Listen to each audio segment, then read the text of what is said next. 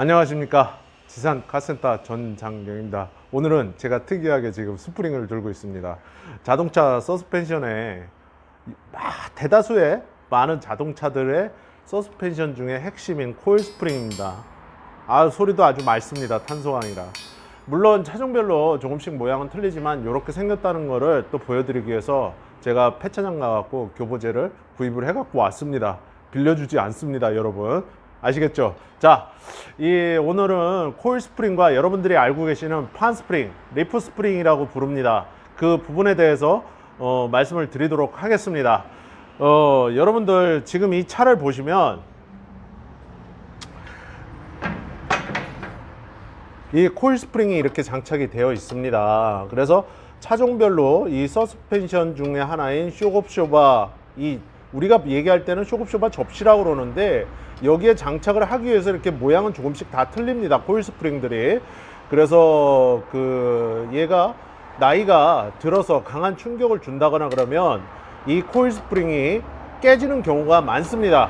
여러분들은 물론 자동차 정비를 할 때만 어떻게 보면 내 차를 보니까 그 부분만 보시게 됩니다. 하지만은 자동차 정비를 하는 일선에 계신 사장님들이나 정비소 기사님들은 항상 여러 가지 이런저런 상상을 초월하는 일들을 많이 보게 됩니다. 그런데 지금 오늘 말씀드리고자 하는 이 코일 스프링과 리프 스프링, 자, 아까 초반에 말씀드린 대로 대다수의 자동차, 승용용 SUV, MPV들까지 이 코일 스프링이 많이 장착이 됩니다. 그래서 여러분들이 알고 계시는 미군들, 지금은 뭐 잉여원 물자 장비로 해서 도태가 됐지만은 험비라는 거 많이 들어보셨을 겁니다. 험비도 요 코일 스프링 방식입니다. 그래서 독립 현가 방식 같은 경우는 이 코일 스프링을 많이 쓰는데, 험비 같은 고기동 차량, 오프로드 험로를 다녀야 되는 차량에 무슨 코일 스프링을 채용을 했을까? 그렇지만 일반 승용차보다는 탄성이 틀리겠죠. 물론 파이도 굵고. 그래서 이 코일 스프링은 장점은 승차감이 좋고, 그리고 독립 제어 현가 방식을 쓸 때 사용하기가 아주 좋습니다. 바퀴가 하나 따로따로 움직일 때 리프 스프링 같은 경우는 좀 사용하기가 불편합니다. 자동차 제작사에서. 그래서 이런 현가 장치를 쓸 때 스프링을 많이 채용을 하는데, 제가 정비를 한 30년 가까이 해보니까 이 자동차 코일 스프링 같은 경우는 여러분, 리프 스프링도 그렇지만 한 10만 킬로 이상, 최하 5년 이상 주행한 차량들은 한 번쯤은 반드시 점검을 해 보셔야 됩니다.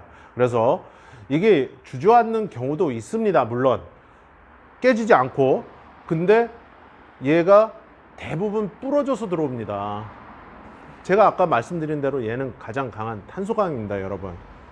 그래서 이런 코일 스프링 같은 경우에 리프 스프링도 마찬가지지만 안전에 저해를 줄 수 있다. 주행 안전에. 그렇게 알고 계시면 되겠습니다. 자, 리프 스프링을 이제 또 말씀을 드리겠습니다. 이거는 우리가 판 스프링, 필드에서는 판 스프링, 리프 스프링 이렇게 부릅니다. 그런데 여러분들 대형 화물차나 뭐 예전에 대형 버스들 같은 경우는, 물론 에어 서스펜션을 사용하지 않는 버스는 제외하겠습니다. 이런 판 스프링 방식을 채용을 했습니다. 얘 역시 탄소광입니다. 그래서 여러분들이 고속도로에서 가끔 이런 쇠 제품이 뒤에 달려오는 자동차들 유리를 뚫고 들어가서 사고를 일으키는 경우가 있습니다. 그 아이들이 이 아이들입니다. 그래서 대형 화물차, 대형 트럭에 주로 사용되는 것들은 이 리프, 이 판 스프링 겹수가 상당히 많고 두껍습니다. 넓고. 그런데도 여기가 하중, 화물 자체에 하중 때문에 여기가 크랙이 가고 부러져 나간 경우가 많습니다. 그래서 우리가 얘기할 때는 스프링 부시, 뭐 스프링 한가고무 그러는데, 이 고무 자체가 여기가 마모가 되고 그러면 얘가 백지장처럼 갈라지면서 얇아지게 됩니다. 그래서 이 관통 볼트 사이에 이렇게 차체에 장착이 되어 있는 건데, 이 한가 고무, 스프링 고무, 리프 스프링 고무입니다. 얘가 부시라고 부르는데, 그래서 이 고무도 같이 어떻게 보면 교환해주는 제품이다. 그래서 여러분들은 리프 스프링 아무것도 아닌 줄 아는데, 화물차들은 대부분 리프 스프링 방식을 채용하고 있습니다. 그러다 보니까 하중 1톤 차에 뭐 2톤을 싣고 2.5톤을 싣고 뭐 다 좋습니다. 근데 가장 먼저 망가져 나가는 게 쇼겁쇼바. 쇼겁쇼바가 실린더가 실이 터져 갖고 오일이 누유가 되겠죠. 자, 그 다음에는 얘가 훼손이 돼 있는 상태니 그 다음 뭐가 맞겠습니까? 그 다음 스프링이 망가져 나갑니다, 여러분. 타이어도 주저앉지만.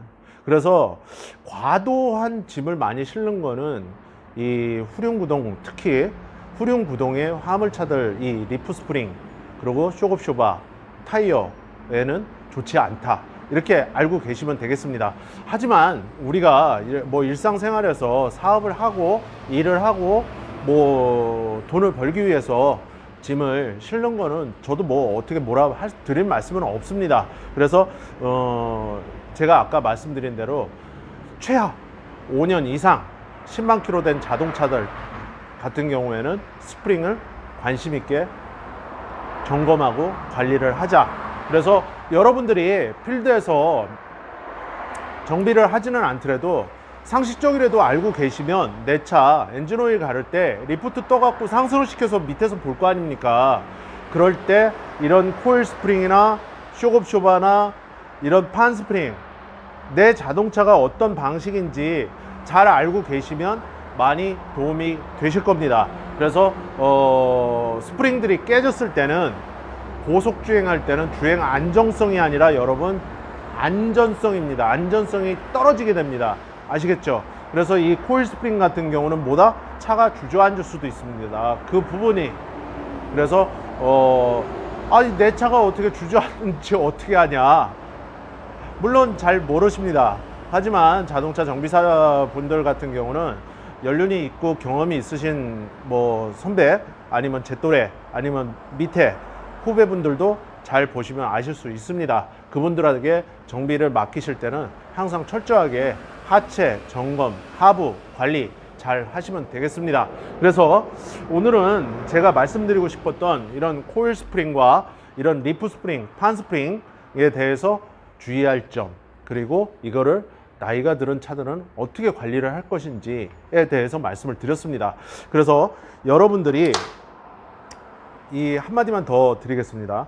쇼겁쇼바를 갈 때 노후된 차량들 뭐 14만, 16만, 20만 이렇게 된 차량들 같은 경우는 쇼겁쇼바가 오일이 누유가 돼서 교환을 해야 된다. 그럴 때는 반드시 뭐다? 코일 스프링도 같이 교환을 하시는 게 좋습니다. 아시겠죠? 그래서 이 위에 뭐 쇼겁쇼바 마운트라는 게 있습니다. 그것과 세 가지를 함께 교체를 하시고 얼라이먼트 보시고 조정하시면 정확합니다. 그래서 안전에 관련되는 거기 때문에 안정이 아니라고 말씀드렸습니다. 제가 주행 안전입니다. 주행 안전. 그래서 안전에 관련되는 이런 그 스프링들, 하체, 하부, 부품에 대해서 여러분들 차를 잘 알지 못하는 분들을 위해서 눈높이에 맞춰서 말씀을 드렸습니다. 그래서 자동차 정비를 잘 아시는 분들은 제 영상을 보실 때는 이렇게 살짝 편안하게 살짝 이렇게 참고만 하시고 아, 뭐 이렇게 얘기하는구나, 그렇게 생각하시면 되겠습니다. 항상 지상카센터 구독해 주시고 응원해 주시는 모든 일반 시청자분들, 구독자분들 제가 항상 감사하고 고맙게 생각하고 있습니다. 항상 건강하시고 안전운전 하시고, 오늘 쇼겁쇼바에 관련된 이 스프링, 판 스프링 잘 관리 점검하시고 안전운전 하십시오. 늘 건강하시고 또 다음번 영상에서 여러분들 찾아뵙겠습니다. 오늘도 끝까지 시청해 주셔서 너무 감사합니다. 지산 전장영입니다. 감사합니다.